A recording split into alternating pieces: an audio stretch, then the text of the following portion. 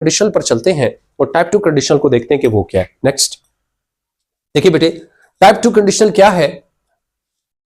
Type 2 conditional को मैं पहले आपको बता देता हूं। टाइप 2 और वुड हैव, इसको वुड कंडीशनल कहते हैं। टाइप 2 को क्या कहते हैं? वुड कंडीशनल कहते हैं। Is used for unreal cases, ये गैर हकीकी, ख्याली, इमेजिनेटिव या इमेजिनरी केसेस के लिए यूज होते हैं जो अनरियल हो, यानी जो हकीकत के बरअक्स हो।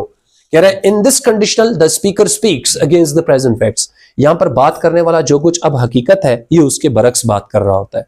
क्या कर रहा होता है? जो कुछ अभी हकाइक पर मबनी चीजें, जो सच है, अभी जो रियल है, ये उसके खिलाफ सोचा। जैसे आप उर्दू में कहते हैं अगर मैं आपका टीचर होता मैं पढ़ा लेता, कि कहते कि आप खुद स्टूडेंट हैं। मैं कहता अगर मेरे पास गाड़ी होती मैं भी चलाता, कि कहते कि आपके पास गाड़ी नहीं है। तो इस तरह की बातें हम ख्यालों पर मबनी, यानी जो कुछ हकीकत है उसके बरअक्स बात करते हैं। अच्छा, इसके लिए आपको पहली क्या चीज सीखनी होगी? नेक्स्ट स्लाइड पे चलिएगा बच्चे।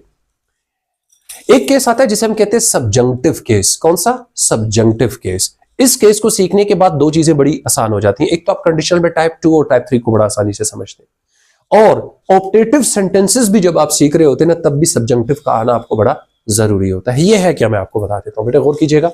सबजंक्टिव case is used for unreal situations. Unreal situations बनती इस केस से। ये है क्या?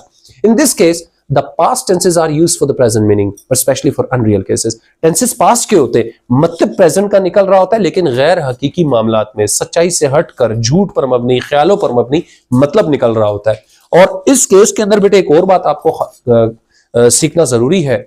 जरा ये कब दीजिएगा मुझे। In this case hypothesis verbs are used. कौन से वर्ब्स यूज करते हैं? हाइपोथेसिस। देखिए हाइपोथेसिस वर्ब्स ही उनको उर्दू में कहते हैं फेले कयास, यानी हकीकत से हटकर ख्याली बातों पर बात या ख्याली मामलात पर बात करने के लिए जो केस इस्तेमाल होते हैं उसी को कहते हैं। उर्दू में हम अक्सर कहते हैं ये स्टेटमेंट हाइपोथेटिकल है। वो चीज जो आपको लगता है कि ख्यालों में तो हो सकती है, हकीकत में नहीं हो सकती, उसको कहते हैं हाइपोथेटिकल स्टेटमेंट। ख्याली, क्यास अराई, उर्दू में क्या कहते हैं? ये सिर्फ क्यास अराई है, ख्यालों पर मबनी है। तो बेटे ये बात क्लियर हो गई आपको। सब्जेक्टिव में, ये सब्जेक्टिव नहीं है, ये सब्जेक्टिव है। आगे बढ़िएगा। अच्छा बेटे, फंक्शंस पे चलते हैं। Very first function is for action. हम किसको पढ़ रहे हैं? Type 2 would conditional. देखिए बेटे, इफ क्लॉज के अंदर आपने यूज करना है second form of the verb, यानी पास्ट इंडेफिनिट टेंस। कौन सा टेंस? The past indefinite.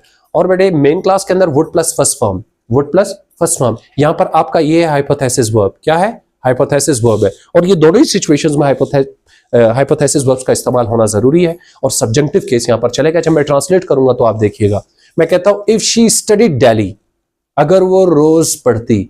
लेकिन आपको पता है कि इसका तर्जमा अगर मैं वर्ड टू वर्ड करूं, अगर वो रोज पढ़ती थी, ये कहना चाहिए था, मैंने ऐसा नहीं कहा। तो सब्जेक्टिव केस में पहली बात मैंने आपको यही बताई बेटे कि if you are using subjective case, the past tenses will be giving the present translation and specially in the unreal case. अब गौर कीजिएगा बेटे, if she studied daily she would get the position. इसका मतलब क्लास में अब result announce होता है और वो बच्ची जिसके लिए बात की जा रही है वो पास भी नहीं होती, यानी टैलेंट बहुत है उसके पास, तो मैं कहता हूं she would get the position, ये भी पोजीशन हासिल कर लेती। सर किस शर्त पर? इफ शी स्टडीड डेली, अगर वो रोज पढ़ती। रियलिटी क्या है? She does not study daily, ये हर रोज पढ़ती नहीं है।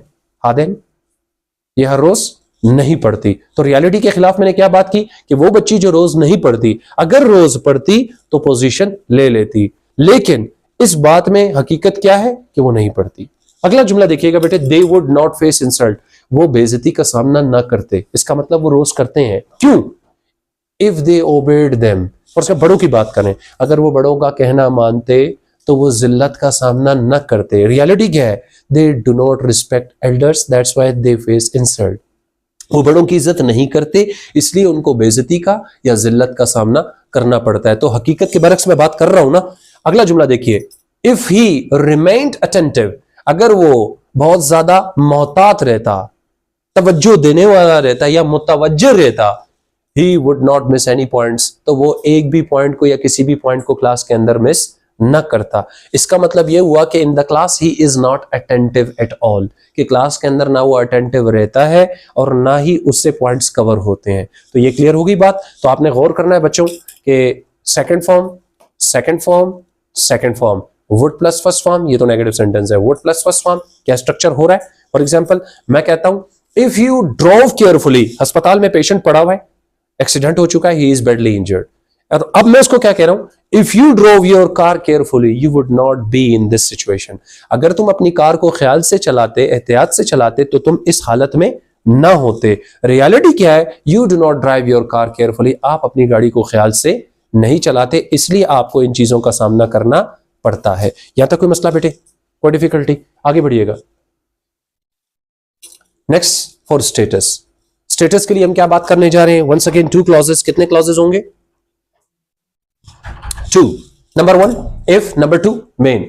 और कीजिएगा, आपने विल क्लास के अंदर जब इफ की बात कर रहे थे तो इजहार हम लगा रहे थे, क्योंकि ये अनरियल है, हाइपोथेसिस वर्ब यूज करना है, तो बेटे तमाम नामों के साथ आपने वर लगाना होगा। ये आपका हाइपोथेसिस वर्ब है। क्या लगाएंगे? वर। ऐसा ना हो ही, शीट और सिंगुलर नेम्स के साथ आप वाज लगाएं, कंडीशनल का पूरा स्ट्रक्चर खराब हो जाएगा। सब नामों के साथ क्या लगाना पड़ेगा? वर। इसी को कहते हैं subjective case and hypothesis verb. और वुड प्लस फर्स्ट फॉर्म तो कांस्टेंट ही चलता रहेगा, चाहे आप पैसिव वॉइस में यूज करें या एक्टिव वॉइस में।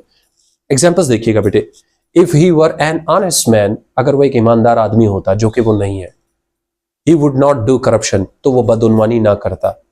इसका मतलब ना वो ईमानदार आदमी है और वो बदउनवानी भी करता है। अगर वो ईमानदार होता, बदउनवानी ना करता। फॉर एग्जाम्पल, एक बच्चा क्लास में पढ़ता ही नहीं है, सिंसियर ही नहीं। मैं कहता हूं if you are sincere to your parents, आप अगर अपने वालिदैन के साथ मुखलिस होते, you would not waste your time here, आप अपने वक्त का ज़िया यहाँ पर ना करते। तो इसका मतलब आप वालिदैन से सिंसियर है ही नहीं, इसलिए आप वक्त को ज़ाया भी करते हैं। तो ख्याली बात क्या है कि जो हकीकत है उससे हटके बात हो रही है। आगे देखिएगा। She would get more fame, वो और भी ज्यादा शोहरत हासिल करती। If she were a hard working lady, अगर वो एक मेहनत कश खातून होती। तो इसका मतलब है कि she is not a hard working lady. एक तो है कि वो मेहनत कश खातून नहीं है, और दूसरी बात ना उसको शोहरत मिलती है। तो हकीकत तो यही है कि ना वो शोहरत पाती है, ना वो हार्ड वर्किंग है। अगर हार्ड वर्किंग होती तो शोहरत भी पा लेती। तो ये था आपका type 2 conditional for status. Any question, any issue, any problem about that? जी आगे बढ़िएगा। तीसरा जो केस है बेटे वो है फॉर प्रॉपर्टी। फॉर प्रॉपर्टी देखिएगा, if clause, main clause. If clause के अंदर आपने एक ही हेड लगाना है। अगर आप देखें, if you compare it with the first type, तो हमने हैज हैव लगाया था, वो रियल था, ये अनरियल है। यहाँ पे आप हेड लगा रहे हैं और मेन क्लास तो कांस्टेंट ही है, वुड प्लस फर्स्ट फॉर्म। बेटे देखिएगा examples. If I had knowledge, अगर मेरे पास इल्म होता, मैं नहीं कह रहा मेरे पास इल्म था, वो तो रियल ट्रांसलेशन बन जाएगी, क्योंकि सब्जेक्टिव केस है, पास्ट टेंसेस को प्रेजेंट मीनिंग में लेके जाना है, और वो भी अनरियल केस में। तो मैं क्या कह रहा हूं, इफ आई हैड नॉलेज, अगर मेरे पास इल्म होता, I would not fail in this test, in the test, तो मैं टेस्ट में फेल ना होता। रियलिटी क्या है? I don't have knowledge, that's why I get fail in this test या इन द टेस्ट। यही वजह है कि ना मेरे पास नॉलेज है, ना मैं टेस्ट में पास होता हूं। अगर इल्म होता तो मैं पास भी हो जाता। ठीक है, अगला एग्जांपल देखिए। We would buy this car, हम ये गाड़ी खरीद लेते। ये एक सिचुएशन है जो आप रियलिटी से हट के बात कर रहे हैं। हम ये गाड़ी ले लेते, किस शर्त पे? If we had enough money. Reality ये है कि अगर हमारे पास पैसा होता हम ये गाड़ी खरीद लेते। लेकिन the one who is using this sentence is extremely poor, एक बहुत गरीब बंदा है जिसके पास कुछ भी नहीं है। कहता है I don't have money, that's why I am not able to buy even a bicycle. मैं तो एक साइकिल भी नहीं ले सकता, पैसा होता तो मैं गाड़ी भी ले लेता। तो हकीकत जो थी उसके बरक्स बात की। आगे देखिएगा। ही वुड टेक एडमिशन, वो दाखिला ले लेता। If he had the form now, अगर उसके पास फॉर्म होता, तो इसका मतलब ये हो कि फॉर्म की तारीख भी गई, सब कुछ चला गया। रियलिटी के he does not have form, that's why he is not able to take admission. If he had form, अगर इसके पास फॉर्म होता, ही वुड टेक एडमिशन, तो इसका एडमिशन हो जाता या एडमिशन हासिल कर लेता। यहां तक कोई कंफ्यूजन